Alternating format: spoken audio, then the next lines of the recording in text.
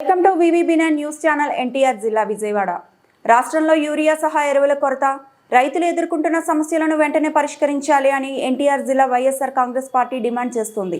రైతన్నలకు యూరియా ఎరువుల కొరత, రైతులు ఎదుర్కొంటున్న సమస్యలను పరిష్కరించాలని ఎన్టీఆర్ జిల్లా వైఎస్ఆర్ కాంగ్రెస్ పార్టీ ఆధ్వర్యంలో విజయవాడ కలెక్టరేట్లో కలెక్టర్ డాక్టర్ లక్ష్మీశాతో కలిసిన ఎన్టీఆర్ జిల్లా అధ్యక్షులు దేవినేని అవినాష్, మాజీ ఎమ్మెల్యేలు వెల్లంపల్లి శ్రీనివాస్, మల్లాది విష్ణు, ఎమ్మెల్సీ మొండితోక అరుణకుమార్, జగ్గైపేట నియోజకవర్గ వైఎస్ఆర్సీపీ ఇన్ఛార్జ్ తన్నీరు నాగేశ్వరరావు, జిల్లా రైతు విభాగ అధ్యక్షులు ఏలూరు శివాజీ మరియు వైసీపీ నేతలు.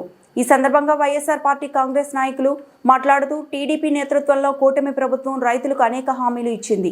సూపర్ 6, సూపర్ 7 రూపంలో ఇచ్చిన హామీలను నిలబెట్టుకోకపోగా రైతులను మరిన్ని కష్టాలకు గురిచేస్తుంది.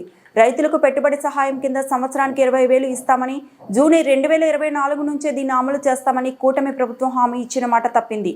ఈ 2 సంవత్సరాలకి గాను ప్రతి రైతుకు 40,000 ఇవ్వాల్సి ఉండగా కేవలం 5,000 మాత్రమే ఇచ్చారు. రైతులను ఈ రకంగా మోసం చేశారు. అంతేకాక 7 లక్షల మందికి ఈ పథకాన్ని కోసేశారు. దీనివల్ల వ్యవసాయ పెట్టుబడుల కోసం రైతులు అధిక వడ్డీలతో ప్రైవేటు అప్పుల మీద ఆధారపడే పరిస్థితిని సృష్టించారు. వీటితో పాటు ఏ రైతుకు గిట్టుబాటు ధర దొరకటం లేదు. రైతు తాను పండించిన పంటలను రోడ్ల మీద వేయాల్సిన పరిస్థితి. మా ప్రభుత్వంలో రైతుల్ని ఆదుకున్న ధరల స్థిరీకరణ నిధిని ఎత్తివేసి రైతులను కష్టాలు పాలు చేశారు.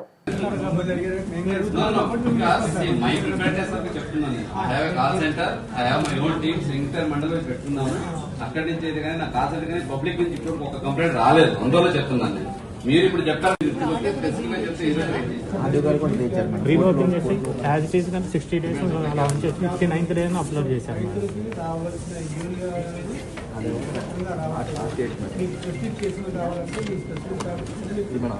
వస్తే మీరు కూడా తీసుకురావాల్సిన దృష్టికి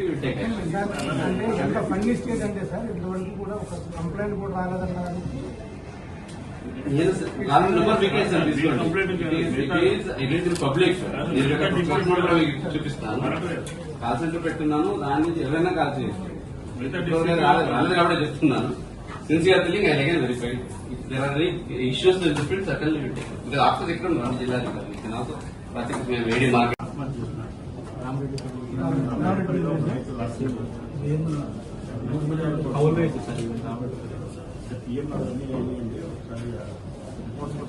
it's not about only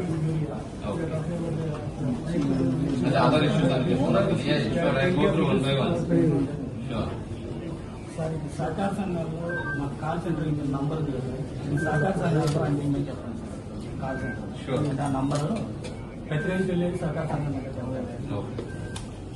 వ్యవసాయం చేసే రైతులకి యూరియా దొరకడం అనేది చాలా కష్టంగా ఉంది. గతంలో ఉన్నట్టుగానే గతంలో చంద్రబాబు నాయుడు గారు ముఖ్యమంత్రి ఉన్నప్పుడు 14 నుంచి 19 వరకు ఏ విధంగా అయితే యూరియా కోసం పోయి క్యూ లైన్లో నిలబడి ఉదయం నుంచి సాయంత్రం వరకు కట్ట 2 కట్టలు వస్తే తీసుకొని వెళ్లే పరిస్థితి మళ్ళీ తిరిగి 5 సంవత్సరాల తర్వాత ఇవాళ ఈ రాష్ట్రంలో దాపురించిందంటే అది కేవలం కూటమి ప్రభుత్వ అవగాహన రాహిత్యం అని చెప్పి వ్యవసాయ శాఖ మంత్రి కనీసం ఆ శాఖ మీద పట్టులేదని చెప్పి ఎంతైతే డిమాండ్ యూరియా ఉందో అంత ఆ మేరకు సప్లై ఈ రాష్ట్రంలో జరగట్లేదనేది వాస్తవం. ఇవాళ జగ్గైపేట నియోజకవర్గంలో తీసుకుంటే యూరియా కట్టకి 60-70 రూపాయలు అదనంగా బ్లాక్ మార్కెట్లో దొరుకుతుంది తప్ప సహకార సంఘాల ద్వారా వాళ్ళు సప్లై చేస్తే కేవలం 1-2 గంటల్లోనే అంటే 5 కట్టలు కావాల్సిన రైతుకి కట్ట 2 కట్టలు ఇచ్చి చేతులు దులుపుకుంటా ఉన్నారు. మిగతా 3 కట్టలు వాళ్ళు బ్లాక్ లో మరి ప్రైవేటు దళారీల దగ్గర ఆ 2-3 కట్టలు అదనంగా 60-70 రూపాయలు ఇచ్చుకుంటా ఉన్నారు. వాళ్ళ కాంప్లెక్స్ డిఏపీల దగ్గరకు వస్తే కూడా 200 రూపాయలు అదనంగా వాళ్ళు మరి బయట అమ్ముతా ఉన్నారు షాపుల్లో. అంటే బయట మార్కెట్లో అయితేనేమో యూరియా లభ్యమవుతా ఉంది, కాంప్లెక్స్ ఎరువులు లభ్యమవుతా ఉన్నాయి.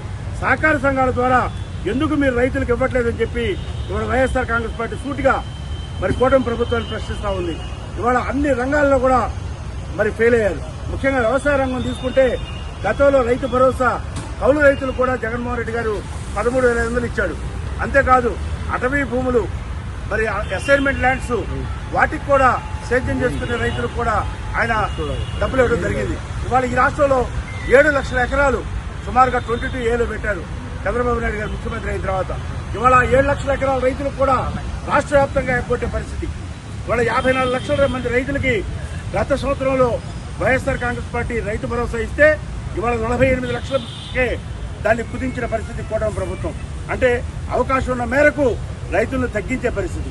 కాబట్టి అలానే ధరల స్థిరీకరణ నిధి పెడతా అన్నారు, దానికి ఇంతవరకు బడ్జెట్లో కేటాయింపులు లేవు. అలానే గిట్టుబాటు ధరలు లేవు ఈ రాష్ట్రంలో, విత్తనాలు సరిగా సరఫరా చేయలేదు, రైతు భరోసా కేంద్రాలు నిర్వీర్యం చేశారు. రైతు భరోసా కేంద్రాలని ఇవాళ నడిచే పరిస్థితి లేదు.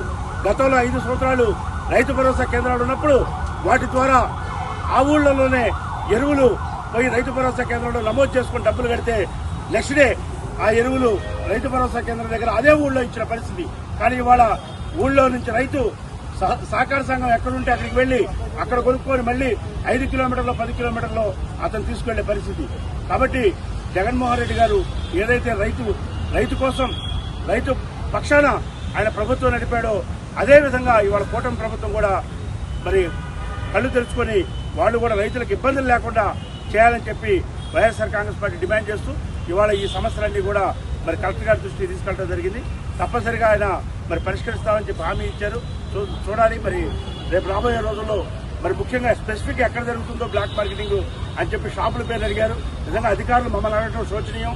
ఎందుకంటే వాళ్ళు ఎంక్వైరీ చేసి వాళ్ళు రైతుల దగ్గరికి వెళ్లి వాళ్ళు కనుక్కోవాల్సిన విషయాలు కూడా మాకు అప్పచెప్పి మీరు ఎక్కడ బ్లాక్ మార్కెటింగ్ జరుగుతుందో కనిపెట్టి ఆ వ్యక్తుల పేర్లు తీసుకొచ్చి ఇవ్వమని చెప్పి కలెక్టర్ గారు అడగడం నిజంగా అది శోచనీయం అని చెప్పి తెలియజేసుకుంటూ ఇప్పటికైనా మరి వ్యవసాయ శాఖ కళ్ళు తెరిచి బ్లాక్ మార్కెటింగ్ అరికట్టాలని చెప్పి రైతులకి యూరియా కానీ కాంప్లెక్స్ ఎరువులు కానీ సప్లై చేయాలని చెప్పి కోరుతూ సెలవు తీసుకుంటాం.